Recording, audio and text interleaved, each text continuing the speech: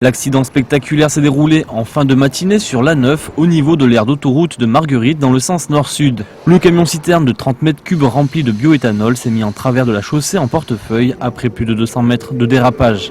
Les secours ont dû fermer les 3 voies de circulation dans le sens nord-sud et la voie la plus à gauche dans le sens opposé.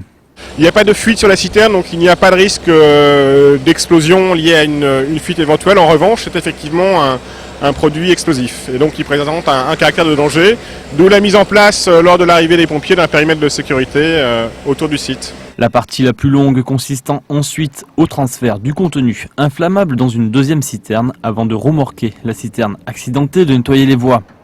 Aucun autre véhicule n'a été accidenté. Du coup, du côté humain, si l'accident était spectaculaire, le chauffeur s'en sort sans gravité. Le chauffeur a été transporté au centre hospitalier pour un contrôle, mais il était indemne après l'accident.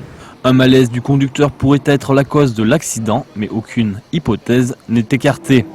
Et puis du côté du trafic, perturbé seulement dans le sens nord-sud, il n'aura pas complètement été bloqué puisque dès le début de l'accident, une déviation passant par l'aire d'autoroute avait été mise en place par les services d'ASF.